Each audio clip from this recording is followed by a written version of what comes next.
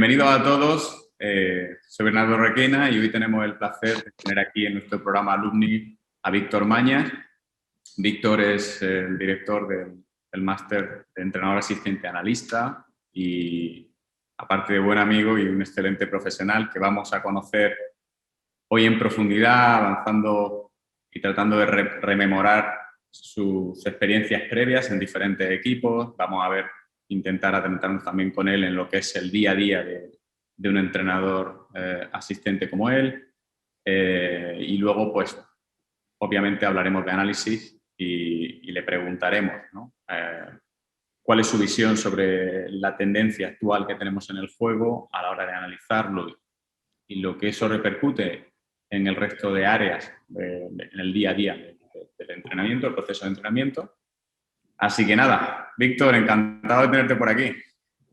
Igualmente, Berna, un placer. Sabes que siempre es grato volver a juntarse y a echar un rato juntos. Pues nada, Víctor. A ver, primero partimos del hecho de que nos conocemos de muchos años. Estamos de ese grupo de personas que siempre están, y amigos. Y yo quiero hacerles partícipe a las personas que nos vean de cuándo nos conocimos, ¿no?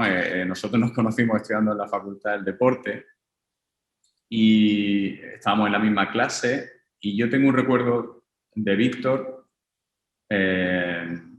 siempre iba por delante de nosotros. O sea, nosotros estábamos, y él lo sabe. Eso era por la edad, porque yo era más viejo que vosotros, era más mayor. Sí, sí. Pero yo me acuerdo... Yo ya sabía ahí lo que quería. Vosotros erais pipiolillos, tío.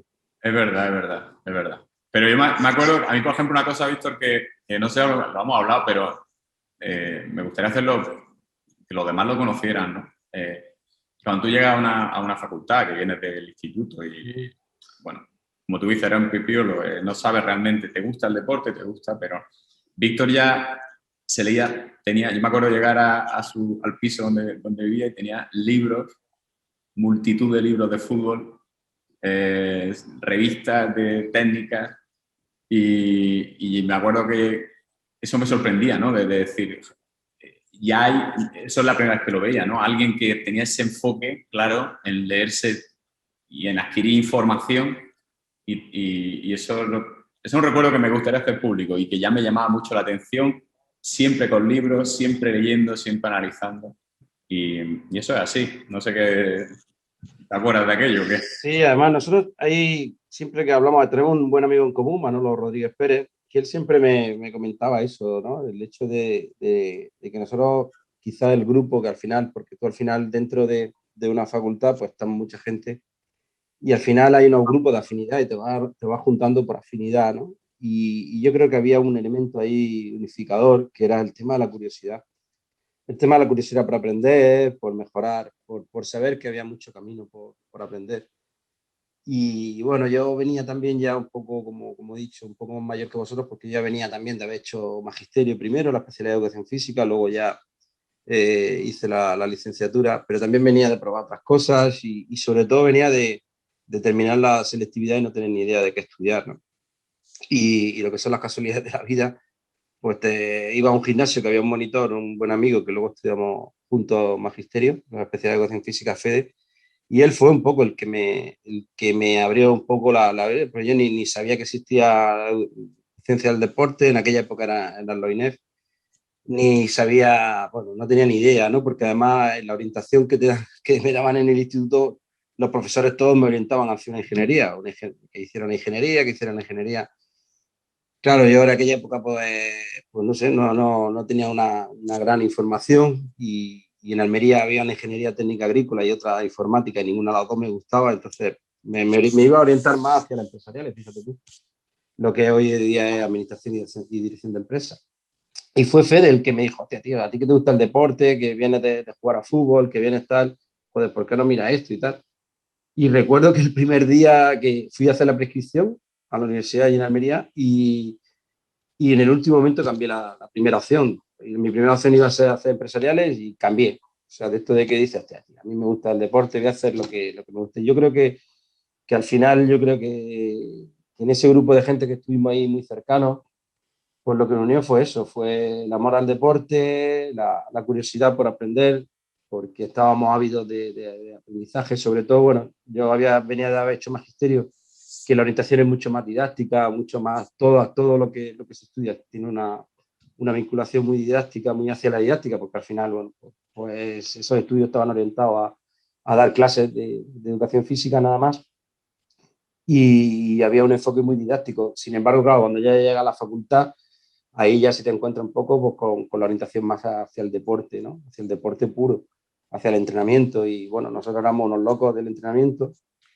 Y en aquella época, pues no estaba como hoy día, ¿no? El tema del Internet empezaba a sonar un poco allí. Acuérdate de la facultad, el tema del Internet, pero aquello era una odisea conectarse y tal, allí por el año pues, 95, 96 era, ¿no?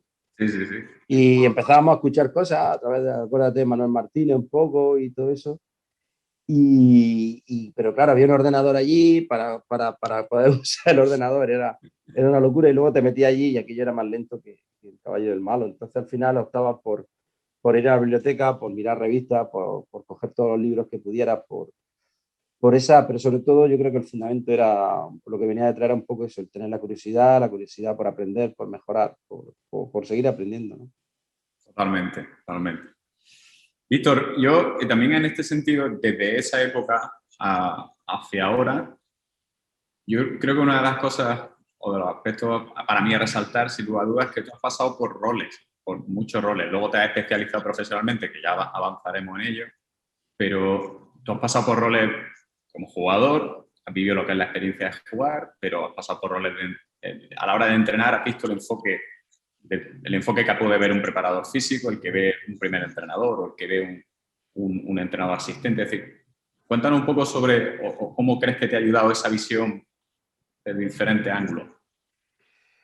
Sí, de hecho el otro día, hace nada, unos días, tuve la oportunidad de encontrarme aquí en Villarreal, que se jugó la Liga Promis de chicos, de chavales, y estaba Luis Fradois, que fue nuestro profesor de fútbol en la facultad.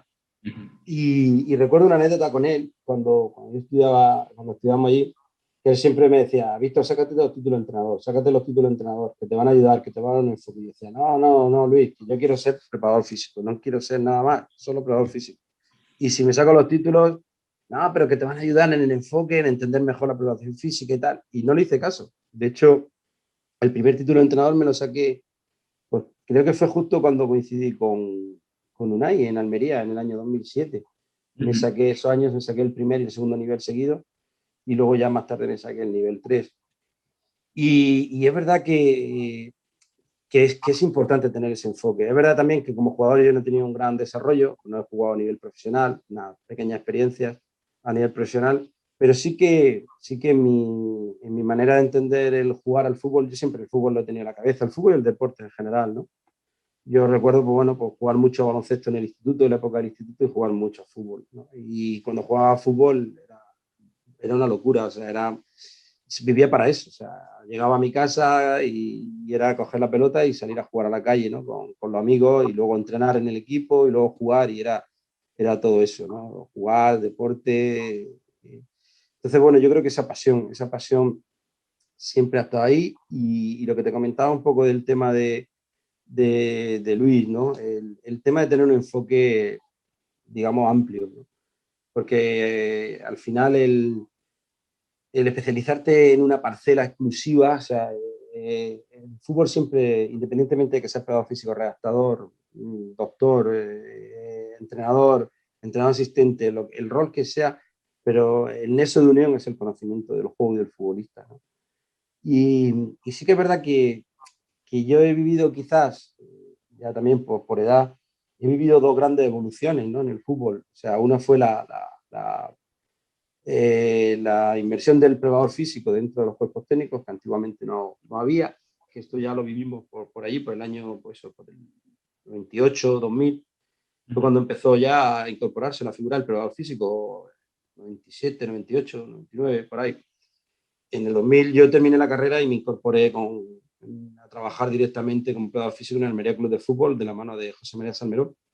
Y ahí tenía un enfoque muy en preparación física exclusivamente, ¿no? pero sí que te vas dando cuenta, bueno, pues al final vas aprendiendo fútbol. Yo con José María Salmerón aprendí mucho el tema a nivel futbolístico, a nivel de lo que es el fútbol, desde la táctica, desde el jugador, ¿no? Porque él también había sido un jugador importante de élite, que había llegado a jugar en el Real Madrid, en equipo. Luego, bueno, las lesiones no le permitieron jugar, tener un gran desarrollo en primera división, pero bueno, jugó en Tenerife, en una época buena en Tenerife, luego ya en segunda división, y terminó jugando en segunda división B. Entonces, ellos sí que tenían ese enfoque, ¿no? Y luego, ahí sí que es verdad que fue justo ese momento de cumplir los preparadores físicos, y luego he vivido también la irrupción del tema de los analistas, ¿no? Y quizás yo he tenido la fortuna, la suerte, pues de encontrarme en ese momento, porque yo pasé de trabajar con José María Salmerón, que era un entrenador que te daba mucho margen de maniobra, de trabajo al preparador físico, a empezar a trabajar con Unai, que yo cuando empecé a trabajar con Unai, yo iba a trabajar como preparador físico del filial y ayudándole a él en el tema del análisis, ¿no? Con el tema de vídeo, porque yo ya utilizaba algún programa informático, un editor de vídeo, que en aquella época prácticamente ni había. Y me acuerdo que empecé con el Adobe Premiere 2.0 a través de Martín Doblado y Álvaro Reina, ¿no? Habían estado allí en el Ejido. Martín Doblado fue quizás la primera persona que a mí, bueno, a mí, a Salmerón, nos generó la necesidad de analizar el juego, de analizar el fútbol, ¿no? Y él nos preparaba, él viajaba a ver los rivales, nos grababa con una cámara el partido entero, él llevaba a su cuñado, me parece que grababa el partido entero, y él con otra cámara nos hacía cortes de distintas fases del juego, del balón parado, nos hacía cortes de cómo sacaba la pelota, de las cosas más relevantes del juego del rival, ¿no? Entonces nosotros ya, de una manera u otra, teníamos el partido entero y por otro lado, cortes de vídeo así seleccionados, ¿no? Aunque se hiciera de forma muy manual, ¿no? Con la cámara tenía esa habilidad, y él fue el que nos generó esa necesidad. Entonces, bueno, luego a partir de ahí salimos del Ejido, fuimos a Lorca, y claro, pues yo siempre he ido, pues como digo, cubriendo huecos, ¿no? Porque, por ejemplo, en el Ejido, pues si había probado físico, entrenador, segundo entrenador, y no había entrenado porteros, pues yo entrenaba un poco a los porteros, cogía a los porteros. Si no, cogía, bueno, pues a los lesionados, si no a estos, por lo que yo me iba adaptando un poco a las necesidades, ¿no? Y eso que en un principio parece negativo, pues para mí fue importante a nivel experiencia. Claro. Y bueno, y en Lorca, pues yo ya con Salme, pues hacía los cortes yo hacía los cortes, se lo daba luego a Salme ya los partidos cortados, seleccionados, y él ya elegía, y elegíamos íbamos viendo lo que le enseñaban los jugadores y tal. Entonces en aquella época el director deportivo era Pedro Reverte, que había trabajado con Unai, y que bueno, de hecho fue el que le dio la opción a Unai de empezar como entrenador, y él fue un poco el que le había hablado a Unai de que yo ya trabajaba con un editor de vídeo, que no trabajaba con un DVD reproductor y otro grabador y tal. Y ahí luego también pasó que Salme sale del Lorca, salimos del Lorca, Salme se va al San Sebastián de los Reyes. Inicialmente yo ahí no le puedo acompañar por distintos temas por tema contractual, porque no compensaba el marcharse fuera de casa con los salarios que se manejaban ahí. Yo me quedé cortado, me quedé sin equipo, él se fue a San Sebastián de los Reyes.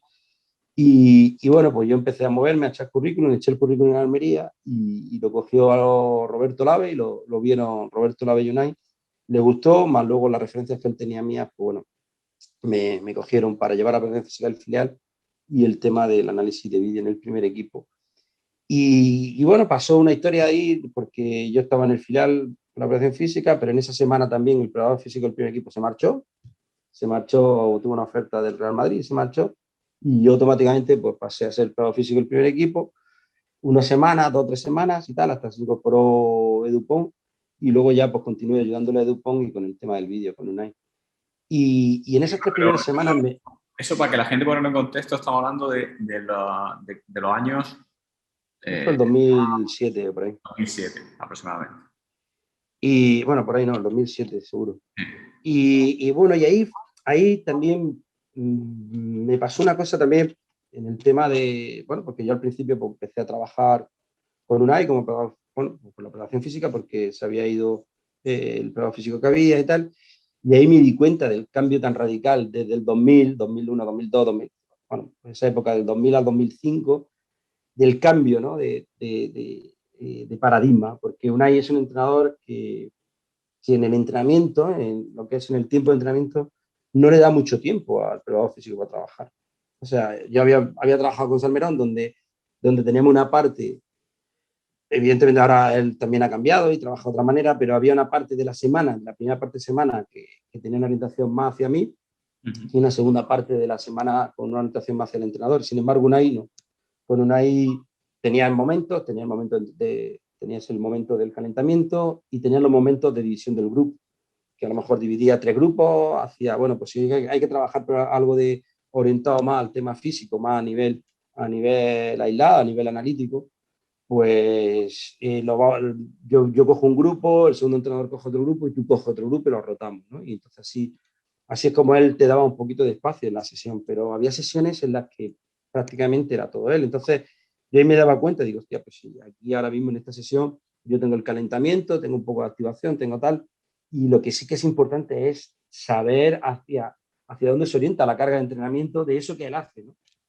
O sea, lo que él está haciendo desde el juego, desde el fútbol, qué implicaciones tiene a nivel condicional para el equipo, ¿no? Y ahí, bueno, pues con los pulsómetros, con tal, en aquella época empezamos a ver ya el tema de los GPS, ese año concretamente.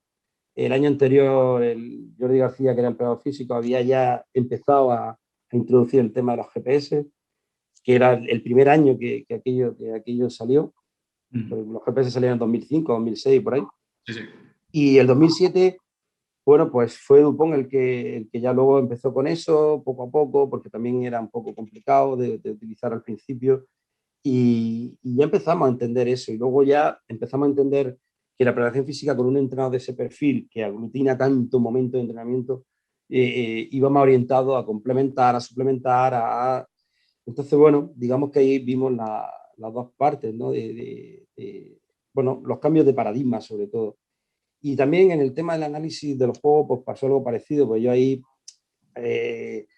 bueno, pues nosotros trabajamos con Salmes y trabajamos bastante el tema del vídeo, pero bueno, con Unai ya fue también otra locura porque es un entrenador que trabaja mucho sobre el tema de la visualización de las situaciones de juego y bueno, pues ahí fuimos, bueno, pues creciendo y generando estructura y generando sobre todo conceptualización, generando categorización, sistematización de los procesos y bueno, pues de un principio, pero luego también es verdad que el cambio de editar o de analizar el juego con un software de edición de vídeo es totalmente diferente a codificar el juego con un software de análisis notacional, ¿no? Que es lo que se está utilizando ahora. O sea, hay un cambio también a nivel mental, a nivel cerebral, que es totalmente diferente porque... Y eso, por ejemplo, yo lo he experimentado. Quizás la gente joven que se inicia ahora en el mundo del análisis, eso no lo ha vivenciado.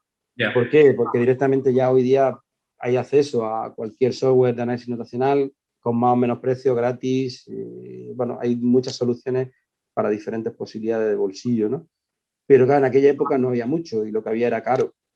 Y lo poco que había era caro, porque en aquella época pues estaba un poco Sport Code y empezaba NAC, pero NAC también tuvo una época ahí que medio desapareció del mercado por temas de contrato, porque ellos tenían... De hecho, yo el año 2007-2008 me dediqué también a mirar un poco, a conocer todo eso que había en el mercado, ¿no? Todas las herramientas que había en el mercado. Y bueno, pues NAC nació un poco, NAC, que es un poco la herramienta española que más impacto tiene en el tema del análisis notacional. Estaba ya desarrollada. Alberto, que es el ingeniero que lo desarrolló, conocía Sport Code porque él había sido asistente del entrenador de hockey de la selección española en los Juegos Olímpicos del 92. Ajá. Y él vio ese software y le llamó la atención y luego, bueno, como trabajo de fin de carrera, pues planteó el tema de hacer ese software, ¿no? Y así fue como surgió NAC. Luego, bueno, lo hicieron un buen producto, pero bueno, en las estrategias ya comerciales, pues ellos lo cedieron a otra empresa para que lo distribuyera y lo vendiera. Y bueno, hubo un momento en el que tuvieron problemas con esa empresa y al final, bueno, por temas contractuales, pues tuvieron que tener un año parado el desarrollo del software y el software se quedó cortado. Además, más en esa época, fue en el 2008, por ahí. Y... Yo en el 2008, o sea, si tenemos la franja 2007-2008, que como tú dices, empieza a hablarse algo de GPS, porque aún así pocos equipos lo incorporaron. De hecho, nosotros, bueno, mi etapa para Athletic en la época 2008, 2010, todas esas fases cuando se empiezan a incorporar.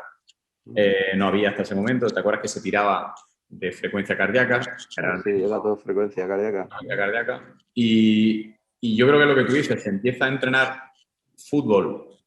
Las sesiones se empiezan a hacer más de fútbol. Curiosamente, se entrena fútbol mediante el fútbol, ¿no? Podemos decir que es algo paradójico, pero es verdad, se entrena de forma más específica, los entrenadores empiezan a cubrir más hueco en las sesiones y entonces empezamos a plantearnos la necesidad de controlar qué ocurre ahí, ¿no? Qué ocurre mientras se juega desde todos los ángulos, ¿no?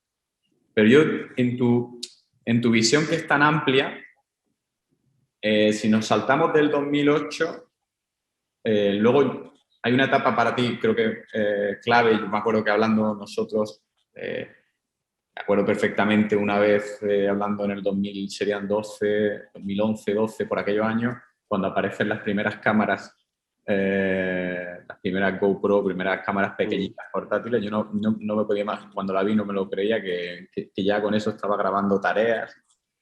Grababas tareas en diferentes ángulos.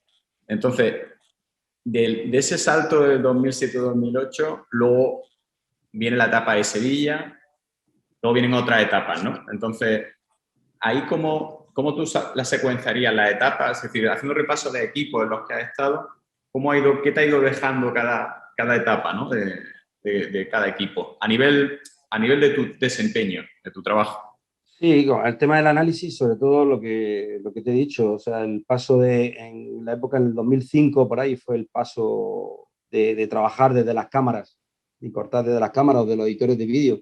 Acuérdate de los trabajos que hacíamos con Luis Fradua, ¿no? En la facultad de editar toda la edición de vídeo, pasaba por un DVD no un DVD, en aquella época era con las cintas, ¿te acuerdas? Poníamos una cinta grabadora, un DVD, tenías que tener un DVD, o sea, un DVD no, un magnetófono de estos de cinta que reprodujera y el otro grababa debajo. Y así como hacíamos los cortes, acuérdate que hicimos algún trabajo de eso con Luis, con las propias cintas, aquella beta, ¿te acuerdas? O la VHS, aquellas que había. Luego, después de aquello, se pasó ya a los DVDs, y los DVDs, los disquitos, y lo mismo, la misma historia. Había DVDs que tenían disco duro y se grababa ahí. Tú reproducías en un DVD y grababa ahí. Así es como trabajaba Unai en un principio. Entonces, luego el primer paso fue el pasar de eso a un editor de vídeo normal. Bueno, llámese Pinacle, llámese Adobe Premiere, llámese Final Cut o como fuera, ¿no? Y luego ya el siguiente paso fue el tema del análisis de los software de análisis situacional, SportGo o NAC. Bueno, y luego ya han salido otros muchos más, ¿no? Hay muchos más, Darfish, Logomatch, Eric, o sea, hay muchos, ¿no? Y Angles, o sea, hoy hay infinidad. De hecho, hoy día ya es que lo que es los software de análisis notacional están dentro de las propias aplicaciones que te venden las empresas de datos, de análisis, de tracking, de todo, ¿no?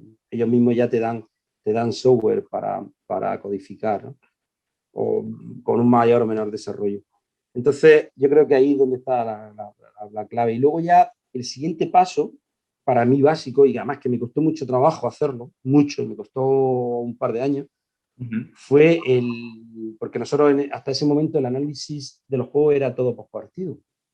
Era postpartido, o sea, nosotros ya grabábamos, teníamos nuestra cámara, grabábamos, pero claro, para mí, en algún sitio vi que, sobre todo en el hockey, que hacían análisis en tiempo real. O sea, que yo ya veía una cámara, que veía ahí la cámara conectada al ordenador entonces, bueno, lo intentaba porque con el Adobe Premiere tenía la opción de capturar en tiempo real, pero no era capaz de configurar eso. O sea, y estuve un tiempo enorme, ¿no? Para conseguir lograr eso, ¿no? Y eso al final lo logramos con NAS, lo logramos con SportCo, el tema pero incluso con el SportCo en aquella época costó trabajo configurar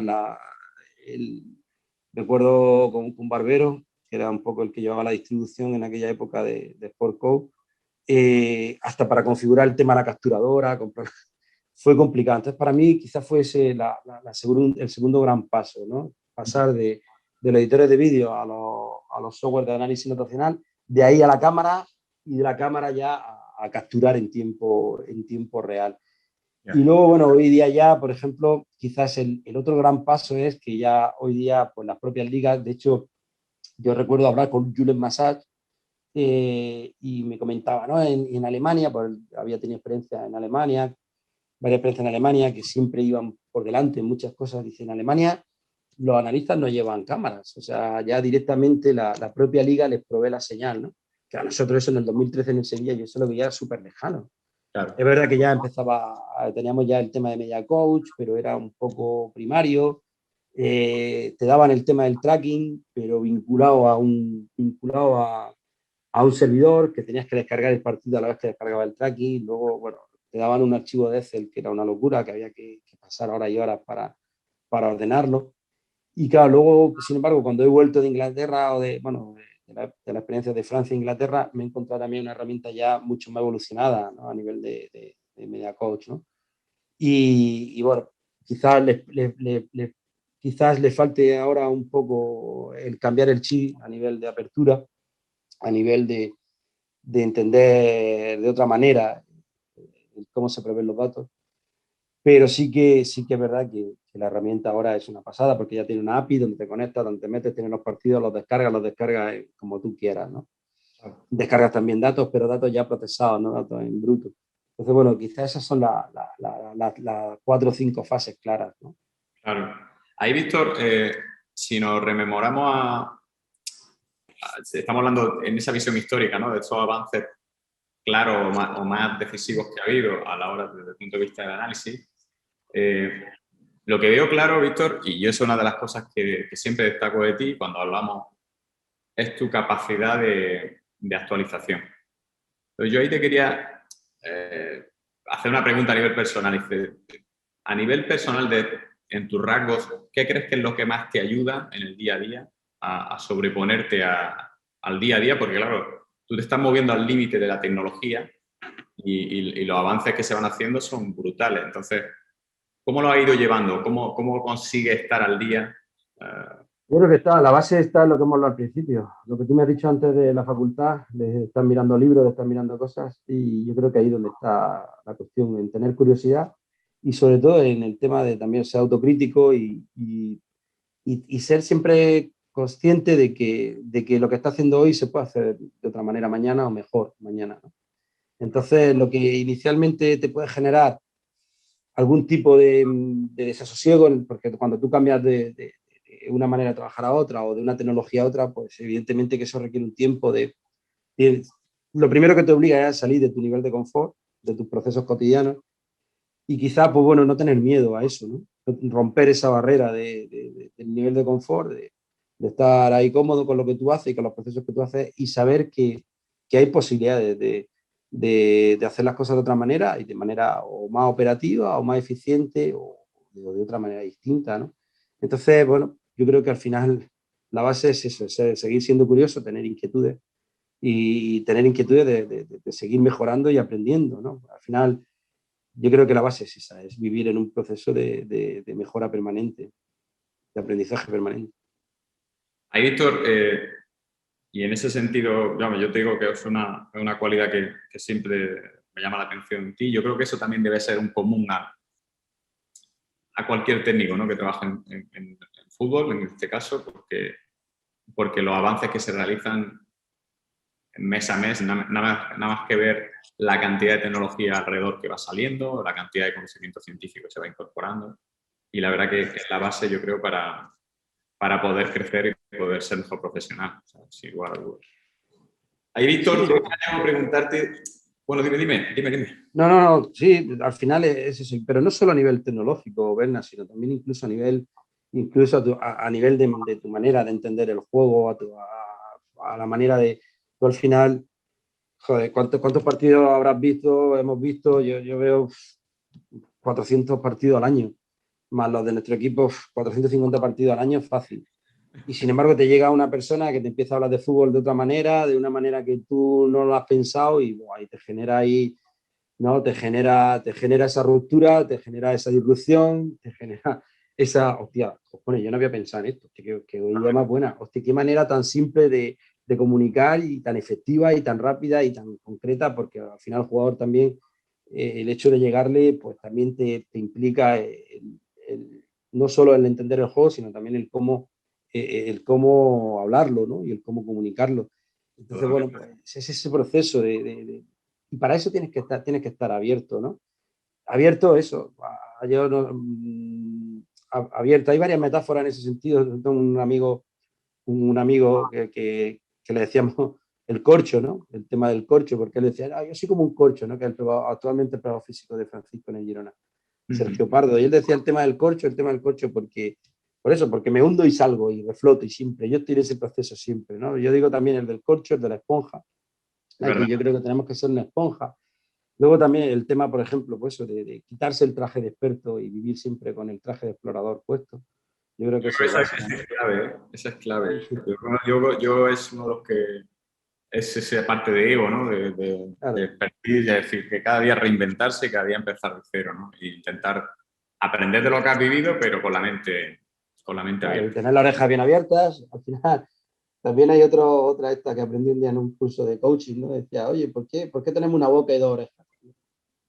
Es buenísima, ¿no? Oye, tenemos dos orejas para escuchar el doble de lo que hablamos. Es verdad. Muy buena, ¿no? Y bueno, al Qué final bueno. siempre pues, busca eso. Yo creo que ahí es donde está la esencia, ¿no? La esencia está en tener un punto de, no sé si de humildad, si hablar de humildad, porque cuando uno habla de humildad, pues automáticamente ya deja de ser humilde, pero sí que tener ese puntillo de humildad para saber cojones, que hay posibilidad de mejorar, de crecer, de seguir aprendiendo, ¿no? Víctor, ahora vamos a pensar, cuéntanos con lo que has visto ya, porque tú has pasado por estructuras de todo tipo, ¿no? Yo creo, me refiero a estructuras de club, ¿no? Club, staff. Y me gustaría, porque lo sé que es muy interesante, creo, tu visión de cómo has visto la evolución y cómo el éxito lo puedes conseguir, porque yo creo que has tenido éxito en todos los clubes en los que has estado, claramente, y el éxito se consigue en diferentes estructuras. Entonces, desde el punto de vista del análisis, vamos a decir, para que aquellos que nos estén viendo tengan, ¿cómo puede ser la estructura? Es decir, ¿cómo en un club te has encontrado unas estructuras para hacer el análisis? Porque además, análisis en todos los diferentes planos, focos, a otros clubes, no sé. ¿Cómo está actualmente también la estructura?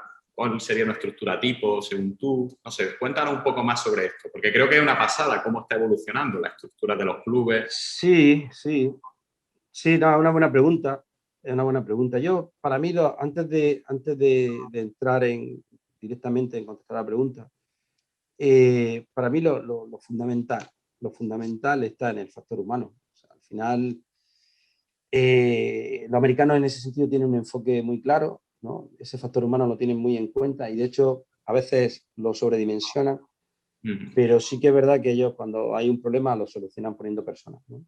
Personas con capacidades. Entonces yo pienso que ahí hay dos criterios básicos. O sea, primero, personas con un valor humano grande y personas con capacidad.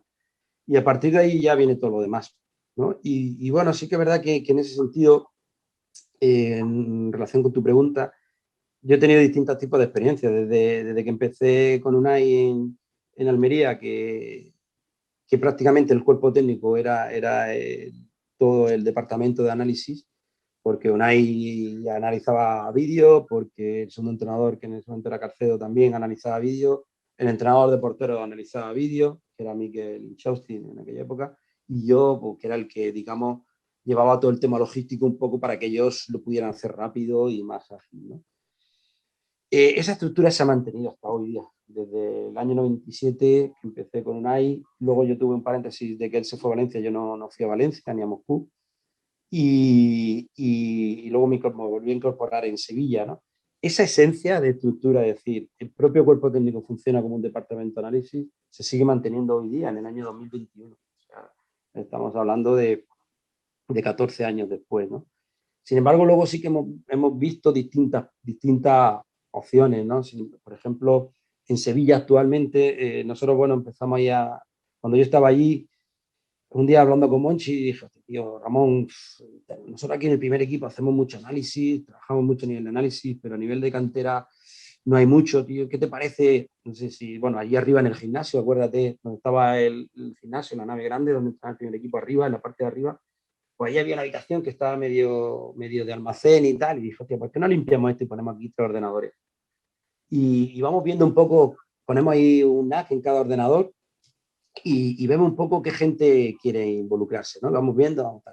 Se lanzó una propuesta a través del director de metodología, Antonio Solana en aquel momento y tal, y él fue el que planteó, bueno, pues mirar, está esta posibilidad, y vinieron 5 o 6 entrenadores de la base, y al final luego se quedaron un par de ellos nada más, que bueno, se quedó Ramón Vázquez, que hoy día es el analista el principal del primer equipo, Ujú. Paco Gallardo, que fue para mí una sorpresa grandísima, gratísima, a nivel de trabajo, a nivel bueno, pues yo no me esperaba, ¿no? Que un jugador de ese perfil pues tuviese esa capacidad de trabajo y de análisis, ¿no? Porque cuando tú te pones con el vídeo hay que tener una gran disciplina de trabajo. Luego también estuvo por ahí Guille Bascal, y al final, bueno, pues el que se quedó más ahí, más vinculado a eso, porque le gustaba mucho, fue Ramón y Paco Gallardo, ¿no? Alumnos míos, Ramón y Guille. Sí. Pues bueno, pues y ahí se empezó todo el germen de generar una estructura y un departamento. Luego ya nosotros nos fuimos y Ramoncito pues han generado un departamento muy grande desde la base, porque ese departamento gordo en el Sevilla, digamos, que empieza en las bases, ¿sabes? En la cantera es donde generan ese departamento. Luego vienen ya los entrenadores y al final, bueno, pues hay entrenadores que llegan al Sevilla que sí que tienen mucho proceso de análisis, otros que no, y al final, bueno, pues le tuvieron que dar, a algunos de ellos le tuvieron que dar soporte desde la estructura que tenían en la cantera. Pues al final, bueno, Ramón ya promocionó al primer equipo y bueno, ya hoy día es que no se entiende, hoy día es que en el propio departamento del primer equipo están 4 analistas, ¿no? 4 más otros 7 o 8 en la cantera, o sea, en ese sentido el Sevilla pues ya tiene una estructura bastante grande. Luego nosotros cuando vamos al Paris Saint-Germain no había una estructura grande de análisis, pero sí que había 2 personas. Había un chico que era Adrián Tarascón, que nos ayudó mucho, y además un chico muy preparado, con una gran capacidad. Pero él estaba ahí a caballo entre la dirección deportiva, él era, digamos, la mano derecha del director deportivo, de Olivier Letang, que hoy día es el presidente del Lille. Ujú. Y bueno, y Adrián ahora me parece que está como director deportivo del Lille, pasó por el Mónaco después de salir de PSG y tal. Y había otro chico bueno, que era un poco, venía de la televisión, y él era un poco el que hacía todo el tema de los montajes, manejaba muy bien Final Cut y era el que hacía los montajes. Y bueno, él se incorporó con nosotros también, bueno, pues nos ayudó mucho, y ahí entre lo que es la estructura del cuerpo técnico, este chico y yo, pues bueno, pues tenemos cubierto muchas necesidades que tenía el equipo. Y luego ya donde sí que pudimos tener una estructura muy grande fue en el Arsenal. En el Arsenal sí había una estructura grande porque había una empresa propia de datos, o sea, no es que tenga una empresa, sino que tiene una empresa propia de datos, tiene un departamento de análisis propio con 3 chicos, luego tienen también dentro de la estructura de la empresa de datos, tiene una estructura propia allí permanente, porque la empresa es americana, está en Chicago y en Seattle, y luego tenían allí también una presencia de 4 o 5 técnicos de la empresa que estaban allí presentes pues, para las necesidades que estábamos teniendo. Entonces ahí ya tienes que gestionar de otra manera, porque ahí ya tienes que coordinar sobre todo mucho. O sea, tienes que poner en común a la gente, tienes que intentar que la gente hable el mismo idioma, sobre todo porque, además, pasando bueno, pues de un cuerpo técnico latino a un cuerpo técnico, a un departamento de análisis muy anglosajón, pues tú ya sabes un poquito la manera tan diferente de pensar, ¿no? Luego también el centro europeo, un poco en París, con la gente con el francés, aprenden mucho a simplificar, aprenden mucho a la necesidad de categorizar y sistematizar, porque nosotros como latinos entendemos mucho la idea desde el punto de vista global, ¿no? Y eres capaz yo a ti te transmito una idea muy globalizada, sin tener un enfoque claro, pero eres capaz de interpretarla. Eso no pasa tanto en el ámbito centroeuropeo y anglosajón, ¿no? Ahí tienes que darle estructura, tienes que generarle la información con una cierta estructura, con una cierta categorización. Es muy diferente la manera de pensar, ¿no? Entonces ahí sí que tienes que sobre todo eso, sobre todo coordinar sobre todo tratar de establecer un hilo común donde hacia el cual todo el mundo fluya y requiere mucho tiempo de organización, más que de ir al grano. Sin embargo, pues en Francia pues, pudimos ir al grano desde el principio, ¿no? Porque la gente estaba allí con nosotros, era gente que éramos poca gente, ¿no? Entonces, sobre todo para mí, lo más importante ver en eso es diferenciar la dimensión de la estructura. Cuando una estructura pequeña, cuando una estructura grande.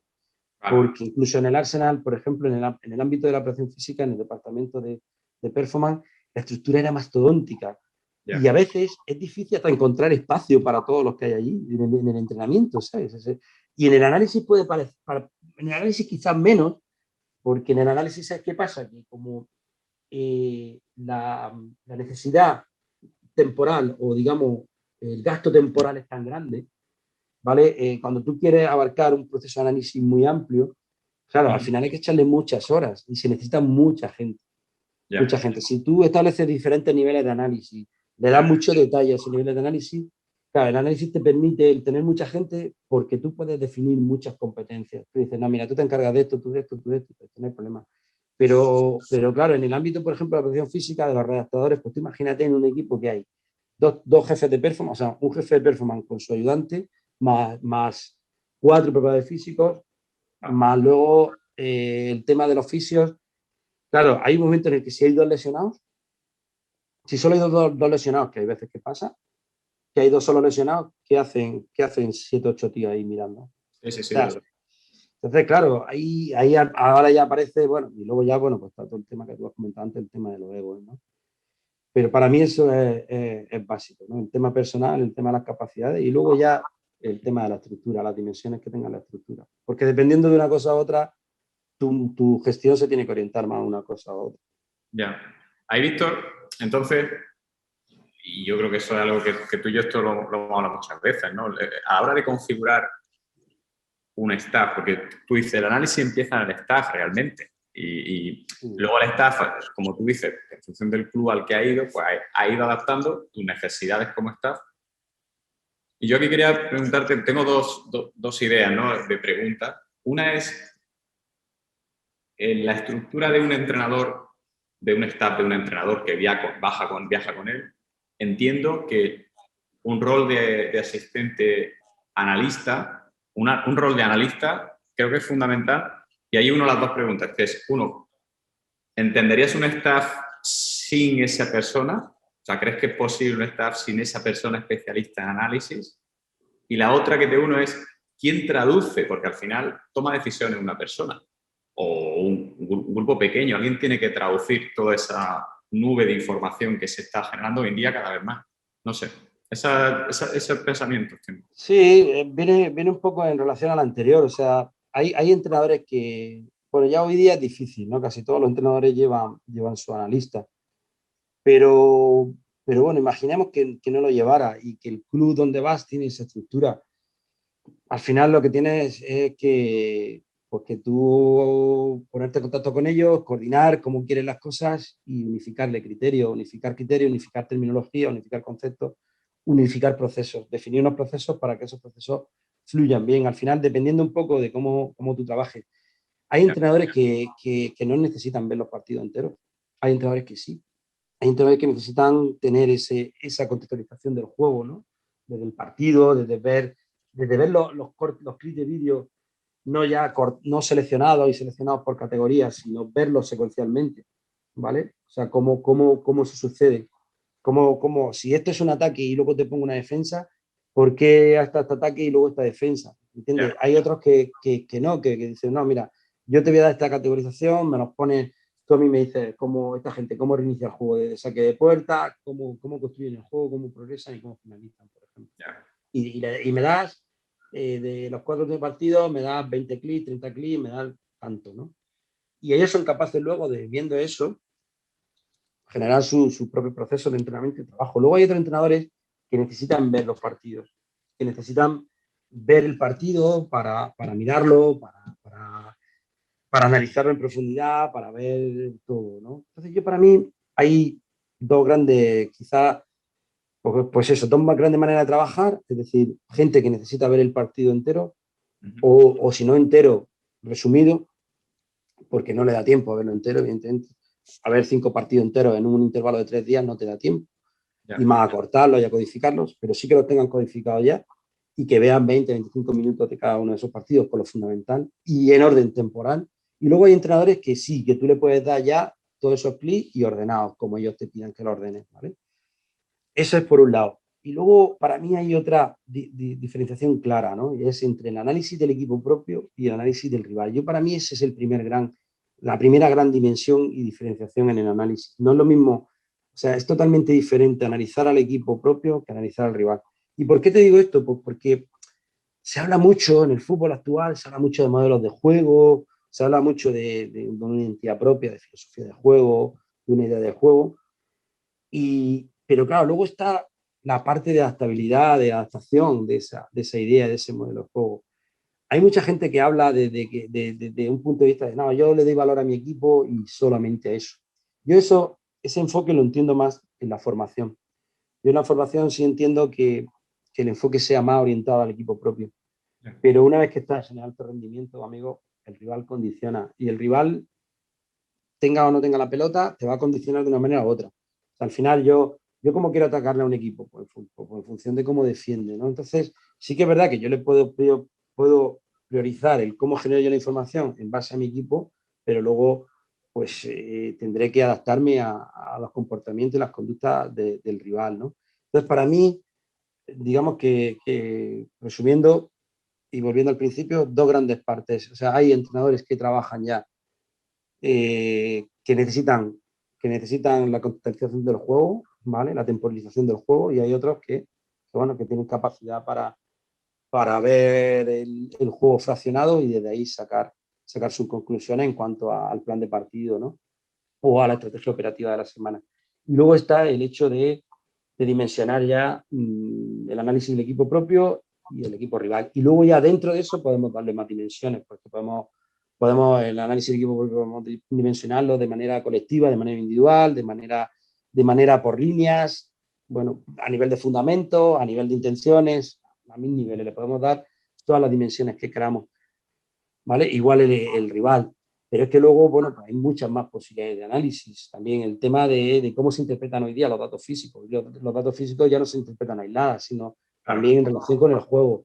Vale, oye, sí, este tío ha hecho un pico de velocidad aquí, este tío ha hecho 1000 metros ya, pero dime cómo lo ha hecho. A mí que tú me digas que ha hecho 1200 metros de alta intensidad, digo, hostia, el tío este anda bien, tiene buenas patas, tiene buena caja, pero ¿cómo lo ha hecho? ¿Lo ha hecho corriendo para adelante? ¿Lo ha hecho corriendo para atrás? ¿Cómo lo ha hecho? O sea, entonces, bueno. Y ahí, Pues, claro, y ahí, por ejemplo, esto lo hablamos yo desde el punto de vista del entrenamiento individual, o el entrenamiento sobre todo en las fases de readaptación, es cuanto más analizas su juego, más te permite diseñarle estrategias o contextos de entrenamiento realmente eficientes, tío, en la adaptación. O sea, eso...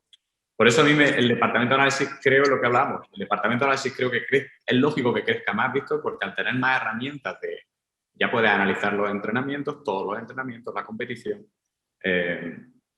puedes comparar estados de análisis del jugador en un determinado estado con otro momento de la temporada. Entonces se van acumulando tantas posibilidades que hacen, no sé, en ese sentido, por eso creo mucho en la estructura de análisis de los clubes cada vez de más. hecho, en Inglaterra, por ejemplo, Berna, el tema del análisis en directo, en el banquillo, ¿vale? Eso, inicialmente, la idea original, ¿sabe de dónde parte? Parte del cuerpo médico, del médico, de los médicos. Porque los médicos dicen que quieren tener allí una imagen que les permita evaluar una situación concreta, sobre todo cuando empezaron con mucho el tema de los golpes, el tema de las cabezas, ¿no? Sí, Y el tema de la lesión. Ellos querían ver la imagen del mecanismo lesional, ¿vale? Claro. Y verlo en directo con un retardo de poco tiempo, ¿no? Porque, claro, porque eso a ellos les ayudaba muchísimo a implementar los primeros procesos de tratamiento de la lesión, ¿no? Entonces, o sea, imagínate, eso es otra dimensión de análisis totalmente diferente. De hecho allí tú llegas y en Inglaterra tiene una señal, tiene un cable, un Ethernet allí, pum, lo enchufa a una Surface y ellos mismos, la propia Premier, te provee de un software para poder parar, echar para atrás, mirar, utilizar un ángulo u otro, utilizar el táctico, utilizar el broadcast, utilizar para ver un poco el mecanismo lesional. O sea que al final hay muchas dimensiones. Además, yo recuerdo de ti en ese sentido, me acuerdo muchas veces que tú decías, con el tema, tú siempre has sido un loco del trabajo de fuerza, el entrenamiento de fuerza, ¿no? Y tú decías que utilizabas mucho más que el vídeo las fotos, o sea, es decir, voy a coger una secuencia, voy a coger una acción de juego y voy a hacerle la secuencia fotográfica, o sea, es decir, hostia, vamos a ver, ¿no? Un poco con esa visión muy biomecánica, ¿no? De las cosas.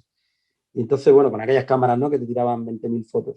Sí, sí, sí. ¿Por qué? Porque ahí es donde tú realmente, porque es verdad que cuando tú ves un vídeo, o sea, la continuidad del vídeo a veces cuando quieres analizar un gesto, un movimiento, tampoco te permite mucho detalle, ¿no? O tendrías que ir parándolo. Claro, por ejemplo, cuando tú lo tienes en una fotografía que tiene, en una secuencia de 3 segundos, tienes 25 fotografías, no sé cuántas hacías, bueno, pues la posibilidad de, claro, de analizar mucho los gestos ahí, ¿no? Porque el otro día Totalmente. y hablando de esto un poco, lo interesante es que es el tema del análisis, ¿no? Hablando con un compañero, con un compañero que se ha incorporado ahora en marzo, ¿no? Estábamos ahora pues, viendo cosas, viendo cositas, sobre todo pues, un poco, bueno, pues para nosotros, para el tema de cómo hacer cosas, implementar cosas nuevas, cosas que le puedan servir a Unai. Este es un tío que es muy analítico y muy analítico desde el vídeo, ¿no? Y estableciendo una categoría, hablábamos un poco de cómo secuenciar un poco el proceso de entrenamiento individual de los jugadores, ¿vale? ¿Y sabes por dónde empezaba?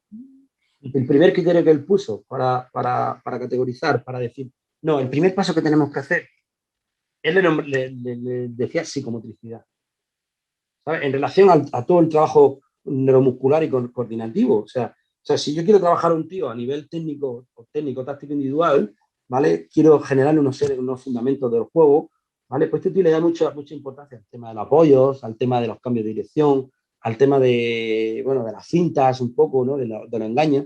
Entonces, claro, cuando tú quieres engañar a un jugador, a un defensor o a un atacante, pues el cómo fintar, el cómo cambiar los apoyos, el cómo girar, el cómo darte la vuelta, ¿no? En esos fundamentos un poco que se trabajan desde hace muchos años, tú lo sabes bien, en balonmano, en baloncesto. En fútbol no se han trabajado tanto, No, ¿vale? Y él tiene ese enfoque. Y ese enfoque él se lo daba, primer paso, psicomotricidad. O sea, trabajar y ¿quién se hace cargo de eso? Pues todo el ámbito de la preparación física y todo el tema médico, ¿no? Todo el tema sobre todo de la preparación física, ¿no? sí, sí. Para trabajar eso. Luego ya, una vez que ya tenemos eso, nos vamos a lo que es el fundamento, ¿vale? A lo que es la intención del juego.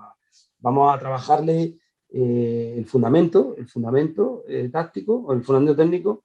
Luego vamos a trabajarle el tema intencional, el tema de la intención del juego y luego ya le trabajamos el concepto del juego. Y luego eso ya lo hacemos relacionado a los compañeros colindantes, a una línea. Luego ya a una táctica colectiva, ¿no? A una táctica de equipo.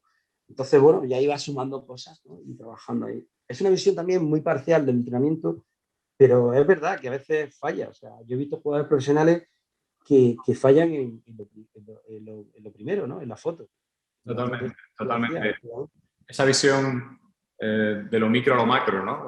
Y a mí, sabes que me gusta mucho eso. Mi enfoque ha sido más al entrenamiento individual y es un mundo apasionante.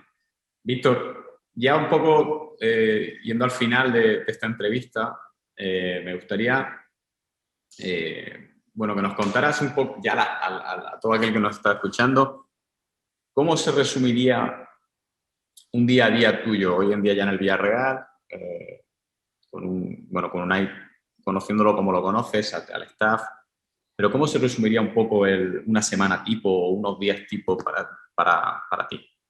No, nosotros en el momento que empezamos a competir, nosotros vivimos por y para el fútbol. O sea, ya en la casa, las pizzas para cenar, dormir y poco más, ¿no? Entre viajes, entre vuelos, entre partidos, entre preparación de partidos, concentraciones. Bueno, yo siempre digo mucho eso, ¿no? A mi mujer pues bueno, mucha gente me dice, pero está tu mujer contigo y tal. Digo, ya, pero mi mujer está sola todo el año, ¿no? Ahora, por ejemplo, que llegan los momentos de vacación y tal, que es cuando tengo que dedicarle tiempo a estar con ella, pues bueno, pues todas estas cosas, me dice, no iba a estar conmigo, porque es Pero verdad que al final siempre tienes algún amigo que te fastidia. ¿sabes? Y es verdad, o sea, al final, nosotros en el momento que estamos en el día a día yo me levanto muy temprano, me levanto temprano, el despertador suena a las 7 menos cuarto, y a las 7, 7:15 ya estoy saliendo de casa. Me gusta llegar a las 7:30 a la ciudad deportiva, porque ese momento de 7:30 a 9 es mi momento de mayor flujo. Ahí es donde me cojo un partido y en 1 hora y media me lo cargo, lo veo entero y lo veo muy bien. O sea, además, con mucho nivel de atención, con mucho nivel de detalle. Y bueno, pues ahí es donde hago todas mis anotaciones, todas mis cosas. Luego ya, a partir de las 9, 9:30, ya estamos todos ahí, hemos desayunado, desayunamos juntos generalmente.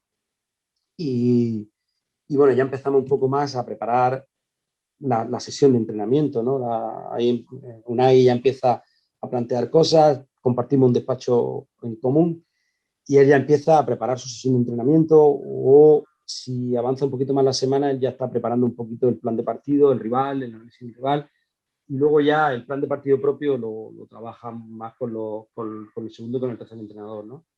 Y entonces, bueno, pues él va preguntando, va viendo cosas, él va viendo pues, todo lo que nosotros le proveemos de vídeo, y si hay alguna cosa que no ve clara por la pregunta, si hay cosas que él ve que necesita, es decir, bueno, usted ha visto esto, pero yo he visto solo 3 acciones, tú has visto más.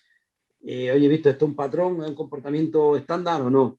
Pues no sé, pues yo qué sé, pues por ejemplo, ahora con la final del Manchester United me preguntó, oye, he visto, estoy viendo que cuando saltan a la presión alta saltan con extremo y detrás va el lateral. ¿Eso es de este partido nada más, que estoy viendo tal partido, o está en todos los partidos? Digamos, está en todos los partidos, un comportamiento patrón. ¿Vale? Cosas así, ¿no? Y sobre todo ya empieza, pues sobre todo a preparar la sesión. Entonces, bueno, ahí la concentración se pierde un poquito, porque al final estás viendo un partido, estás cortando un partido, pero no estás totalmente enfocado. Ya. Entonces, digamos que yo tengo como 2 partes en la mañana, ¿vale? Tengo esa primera parte donde veo un partido, porque yo por mi ritmo de trabajo necesito ver 2 partidos al día mínimo. Y luego ya la tarde la utilizo para ver la sesión de entrenamiento, la tarde la utilizo para ver balón parado, para clasificar balón parado, o para hacer para dibujar, ¿no? Porque, bueno, yo ahora tengo un flujo de trabajo que antes hacía Unai, que ahora lo hago yo, que es el tema de dibujar el rival. Los clips de vídeo que nosotros le enseñamos a los jugadores, ¿vale? Pues la parte del rival la dibujo yo, y luego él sobre lo que yo le dibujo, él dibuja ya lo que es los comportamientos que él quiere de nosotros, ¿no? De nuestro equipo. Entonces, un poco, ese es mi flujo, y es mi flujo diario, porque no tengo tiempo para más, y a veces eso incluso me genera cierto nivel de frustración, porque me gustaría ver el equipo propio, me gustaría ver el partido. O sea, yo al final, por ejemplo, del equipo propio, pues la información que tengo es lo que veo en el directo, ¿vale? De ver el partido en directo, de comunicarme con el banquillo en directo, un poco con el tercer entrenador, que tenemos el flujo de comunicación ahí establecido. Pero sí que me gustaría, por ejemplo, ver el partido propio. Al principio de temporada lo veo, lo puedo hacer, pero una vez que ya empezamos con una segunda o una tercera competición, es imposible, no me da tiempo. Entonces, bueno, al final lo que yo veo del equipo propio, pues es el recuerdo que tengo del partido en directo, y lo que veo de lo que preparan ahí para los jugadores, ¿no? Qué bueno. Entonces, bueno, ahí sí que me gustaría hacer muchas más cosas. Me gustaría ver el partido propio, me gustaría analizar más en profundidad los entrenamientos, ver la relación del plan de partido con el entrenamiento, y del entrenamiento otra vez al plan de partido, un poco para ese flujo de... Pero bueno, eso lo hacen otros compañeros, no lo hago yo. Y ahí, Víctor, ya con esto acabamos, surge la dirección de nuestro máster, ¿no? El máster que dirige. Y yo ahí quería, como última aportación, ¿no? Que ya te hemos robado mucho tiempo. Tú el máster lo has dirigido, lo has confeccionado. ¿Y qué le dirías a la gente que nos escucha sobre cómo es el máster de entrenador analista? ¿Qué has querido meter ahí o qué consideras que aporta? Bueno, lo primero, lo que te he dicho antes, calidad humana. O sea, factor humano. O sea, en ese máster hay un factor humano brutal. O sea, toda la gente que está ahí es gente que de una u otra manera a mí me ha aportado mucho. O sea, lo que yo puedo saber hoy día, lo que yo puedo ser hoy día como profesional, como persona, lo he aprendido con ellos y de ellos, de todos los que están ahí. Todos los que están ahí me han enseñado algo, con un contacto más directo, con un contacto menos directo, o prácticamente sin conocernos, habernos visto un día pero sí que al final ha habido no sé, por ejemplo, el caso de Adrián Cervera, que es la última incorporación que hemos hecho. Bueno, pues yo tuve un contacto con él cuando él entrenaba en San Pedro un día, que pude hablar por teléfono con él de una cosita y al final, bueno, vas viendo un poco lo que ha escrito, lo que ha leído y te vinculas, ¿no? Y todas las demás personas han tenido un contacto mucho más directo, uno desde hace muchos años, otro desde hace poco, pero sobre todo en todos está el hilo conductor del factor humano. Eso para mí es el primer elemento. Luego está lo que he dicho, el tema de que son personas muy capaces de su desempeño. Entonces, para mí, por ejemplo, pues son gente que me han aportado mucho desde la manera de entender el juego hasta la manera de analizar el juego. Entonces, con toda esa gente vamos a aprender todo eso que yo he aprendido con ellos y de ellos. Pero sobre todo el tema del valor humano. Es para mí lo fundamental, lo que vamos a encontrar ahí. ¿Vale? Y luego hay un elemento que esto ya lo hemos hablado siempre, y sobre todo los que venimos del ámbito más académico, más universitario, es lo difícil que es vincular el conocimiento teórico con el conocimiento empírico. ¿Vale? Pues eso lo tienen aquí. Eso está en este máster. ¿Por qué? Porque la gente que hay ahí es gente que tiene un gran conocimiento, un gran marco teórico, de unos más académicos, otros más desde el propio fútbol, ¿vale? Desde ese conocimiento que transporta la experiencia, las experiencias, mejor dicho. Y hay otros que tienen ese conocimiento mucho más académico, ¿vale? Pero todo eso está, hay un cóctel ahí que también te viene muchísimo, pues eso, el que esa gente está en el día a día. O sea, esa gente que nos van a aportar a nosotros ese conocimiento están entrenando con el jugador, están interaccionando con el jugador en el día a día. Entonces, para mí eso es un cóctel súper explosivo, un cóctel mágico, ¿no? El conocimiento teórico, por un lado, todo lo conceptual, pero todo eso metido en el cóctel de la práctica, ¿no? Perfecto, Víctor. Pues, compañero, ya no te robamos, yo creo que más tiempo, ¿no? Yo podría estar aquí 2 horas más, pero mi mujer me mata. No sé, no sé, Porque, no sé, no sé. Y y además que porque esto también es un aprendizaje. O sea, al final, cuando tú me preguntas y me lleva ahí a la época de la facultad, pues al final se generan emociones y eso también está en parte en el proceso de entrenamiento, de aprendizaje, ¿no? El cómo ser nosotros capaces de emocionar para que el jugador pueda aprender, ¿no? O sea, esa es otra parte que también está ahí, ¿no? El tema de la inteligencia emocional, todo el tema de la empatía es muy importante y eso también está en este máster, ¿verdad? Eso está ahí. Eso, hay mucha gente ahí que tiene mucho de eso, ¿no? Mucho de tema empático, ya no solo para entender al jugador, sino para también saber generar un buen ambiente de trabajo, generar una buena dinámica de trabajo en equipo.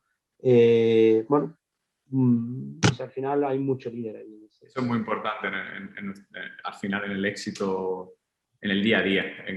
Vamos a llamar el éxito diario, porque yo al final el éxito es tu trabajo diario y encontrar ese tipo de personas son las que al final te llegan, ¿no? Y las que te hacen querer este mundillo y querer seguir vinculado a él. Está claro. Bueno, Víctor, ha sido un placer. Ha sido una hora larga aquí espectacular y nada, espero que todos los que nos están, los que lo ven y que han llegado hasta el final, pues lo hayan disfrutado y seguimos en contacto por aquí, por el FSI. Un abrazo fuerte, tío. Gráfico. Hasta vosotros.